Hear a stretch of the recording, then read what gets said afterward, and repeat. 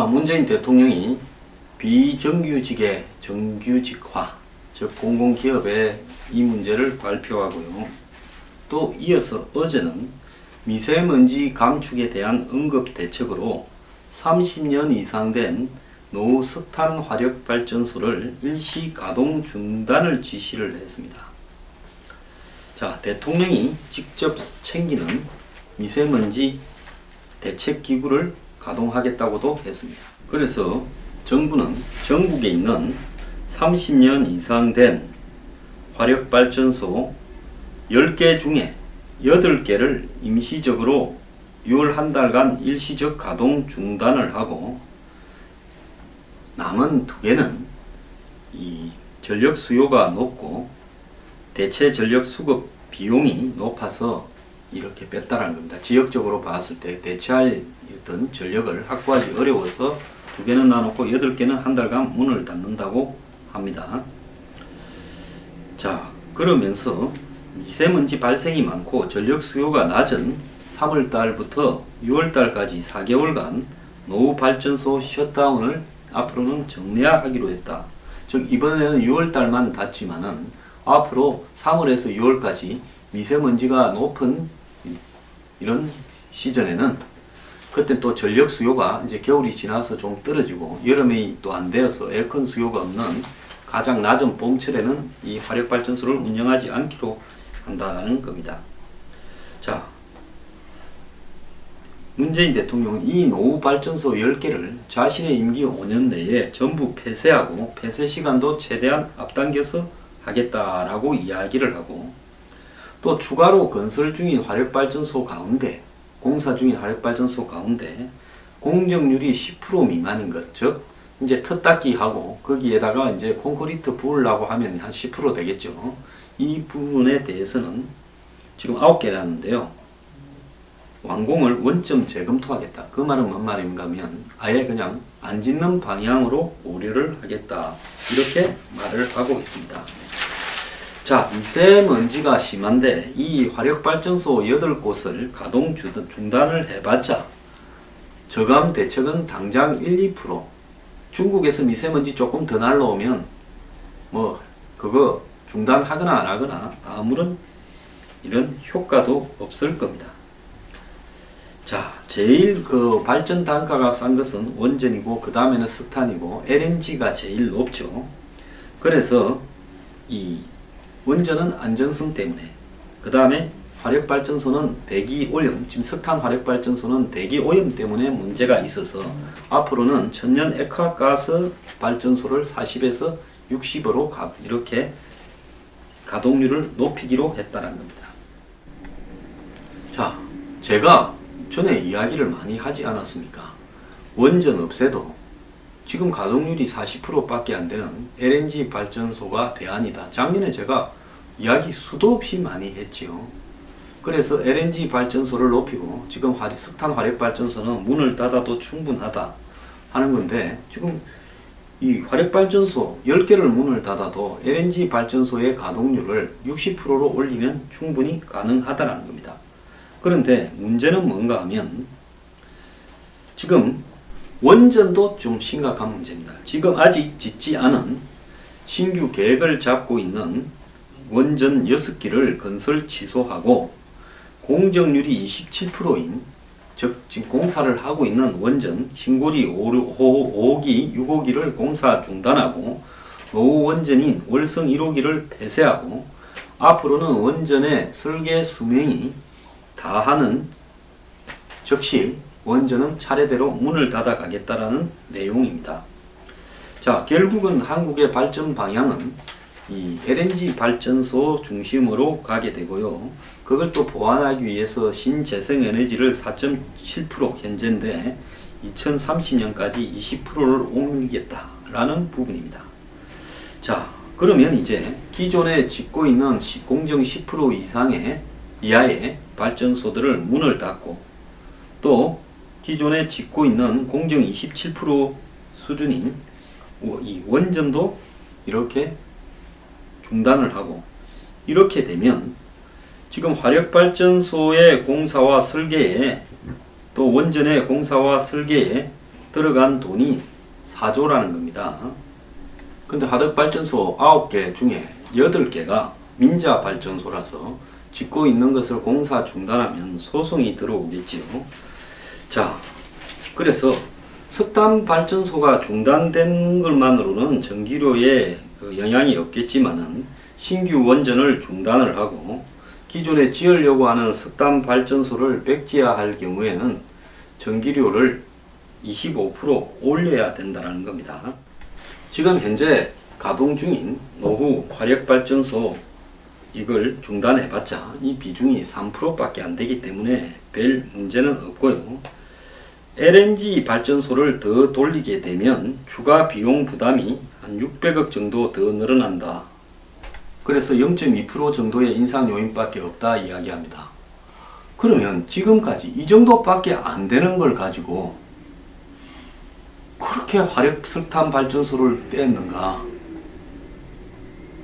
그 고작 600억 때문에 석탄을 떼고 LNG를 안 뗐는가? 제가 작년부터 뭐라 했습니까? 미국에서 한마디로 세일가스 엄청나게 나오기 때문에 이걸 가지고 사서 한국의 발전을 대처하면 이 세일가스의 가격은 앞으로 점점 더 떨어질 거니까 이걸로 발전소 돌리면 된다 할 때 작년에 박근혜 정부는 이 화력발전소를 더 만드니 원전을 더 만드니 가면서 세일가스를 도입해서 LNG 발전을 하는 부분을 폐기를 했는데 엄청난 비용 부담 때문이라고 했는데 문재인 정부가 계산을 잘못한 것인지 박근혜 정부에서 뻥을 친 것인지 과연 정말 600억 밖에 안 되는지 소비자의 부담은 이 정도인지에 대해서 문재인 정부는 왜 지금까지 화력발전소를 유지했는가에 대해서 조사를 할 필요가 있다고 봅니다.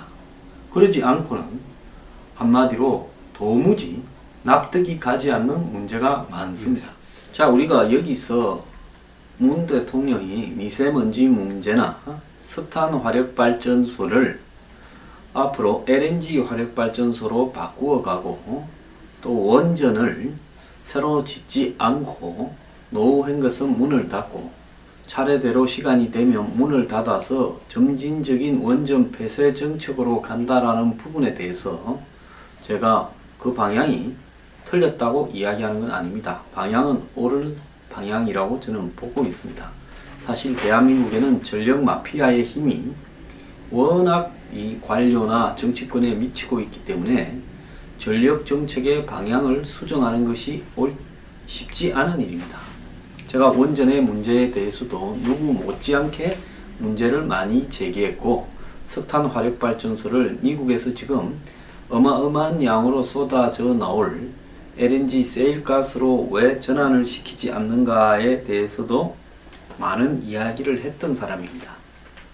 다만 미세먼지 대책으로 이번에 이 한마디로 절감시키기 위한 어떤 노력들을 바라보기는 지나치게 미흡하다. 화력발전소를 셧다운 시키더라도 1, 2%로 사실상 영향력이 없다.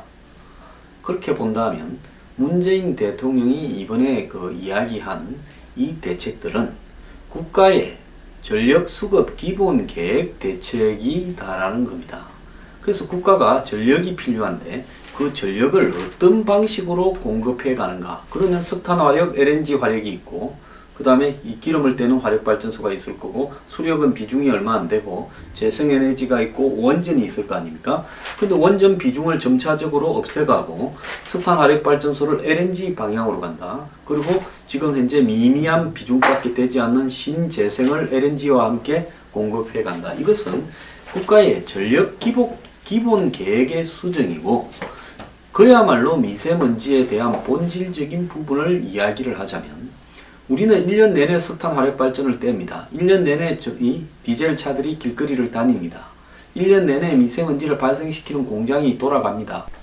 그럼에도 특히 중국에서 문제가 되는 시즌에 집중적으로 특히 봄과 또 늦가을이나 겨울 이런 부분에 이렇게 북서풍 방향이 맞을 때 결국 이런 일들이 지금 한국에 집중적으로 발생을 합니다. 그렇다면 미세먼지 대책의 핵심적인 정책은 중국 정부를 향해서 우리가 한국에서 나오고 있는 미세먼지의 대부분이 80% 이상이 중국에서 날아오는 거다라는 것을 과학적으로 입증을 시켜서 증거를 들이밀고 중국의 미세먼지나 환경오염 발생에 대한 주변국의 피해 문제를 국제적인 유엔이라든지 유엔 환경 기후 협약, 지금 한국의 송도에다가 본부를 차린다지 않습니까?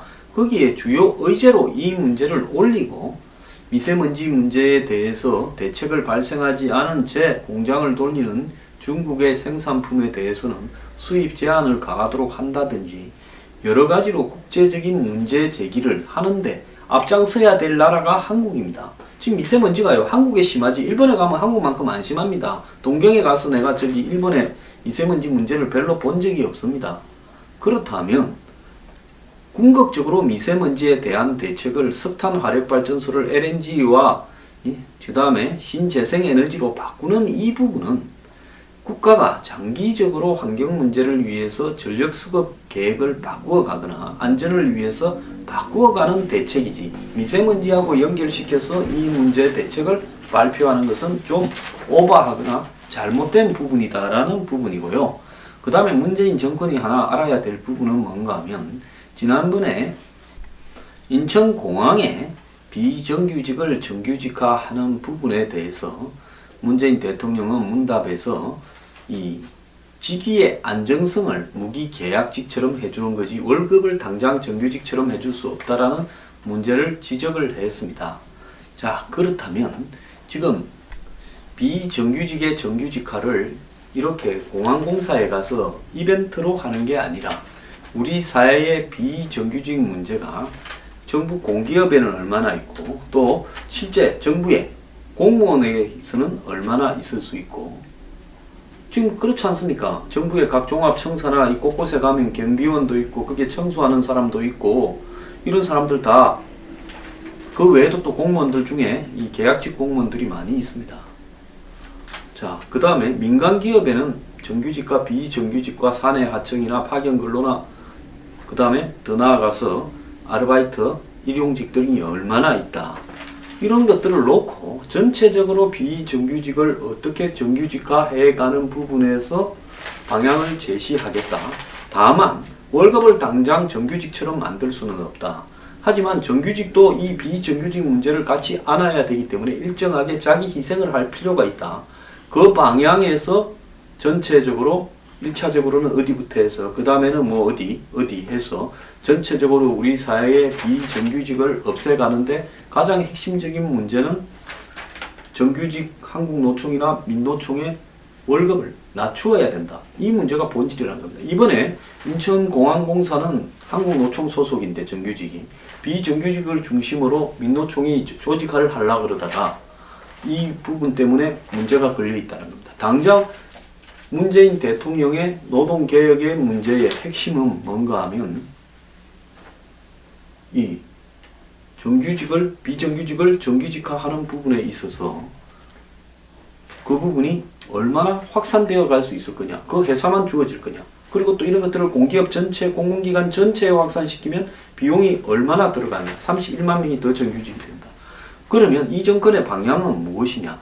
그러면 정규직들의 어떤 희생, 그 다음에 공사의 희생, 그 다음에 비정규직의 양보, 이런 부분들이 상자가 다 조화가 되면서 그것을 갖다가 한마디로 적절하게 해 나가는 부분에 있어서 일종의 로드맵을 제시하고 가야지, 한 회사의 그 부분을 대통령 되어서 일성으로 이렇게 보여주면서 인기 영합주의로 가기 위한 어떤 측면이 들어있는 게 아니에요. 이게 보통 복잡한 문제가 아닙니다.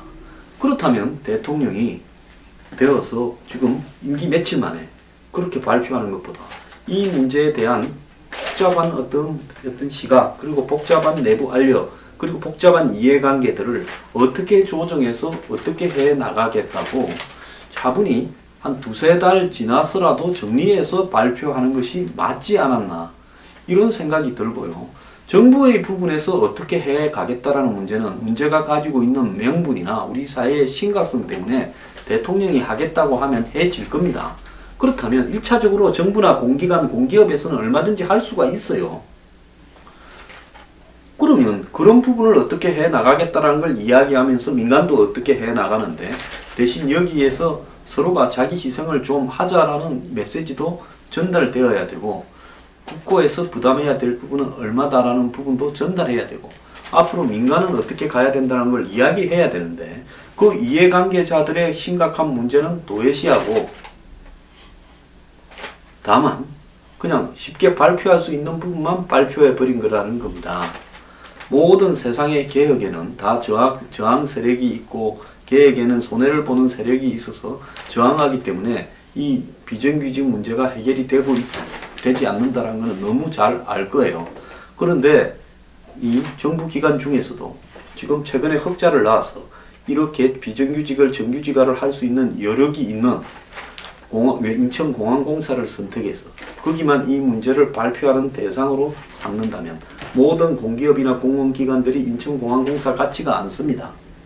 그러지 않습니까? 그리고 선택받은 사람들만 정규직이 되고, 그 다음에 나머지 민간에 있는 수많은 비정규직들은 그냥 파견근로는 넘어갈 것이냐. 또 이 문제는 반드시 수반하는 것이 정규직이든 비정규직이든 이 고용의 노동유연화라고 하는 고용의 어떤 좀 더 유연함을 이렇게 같이 채택해야 된다라는 시각들도 많습니다. 그 시각이 전부 옳은 것은 아니지만은 비정규직이 정규직이 된다면 정규직조차도 회사 경쟁이 어려울 때는 노동위원회의 대상이 되어야 된다라고 주장하는 사용자 측의 입장도 민간에서는 매우 높다는 겁니다. 그러면 이 부분은 또 어떻게 할 거냐. 회사가 어려워도 한번 정규직이 되면 자르지 못하고 줄기창창 가면서 자기들의 기득권을 갖다가 확보해가는 현 한국 사회의 기존 노조 시스템을 두고 그냥 비정규직을 일부 말 잘 들을 만한 공기업 하나를 골라서 거기서 상징적으로 발표함으로써 그것이 사회의 어떤 문제를 근본적으로 해결하는 것이냐, 안 그러면 임기 초창기에 인기 영합주의냐, 이런 문제가 있습니다.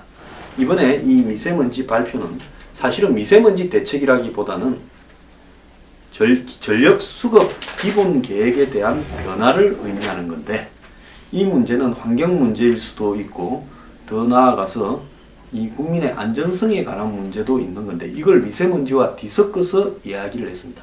정말로 미세먼지에 대한 대책 발표의 핵심은 중국의 책임을 국가가 인정을 해서 중국을 앞으로 여기에 대해서 책임지게 하고 미세먼지를 날려보내지 못하겠다라고 말하는 것이 핵심이라고 봅니다. 그래서 문재인 대통령은 너무 이런 본질과 비본질이 뒤섞인 부분을 갖다가 뒤섞어서 이야기하기보다는 본질을 직접 이야기하는 것이 좋다고 생각합니다.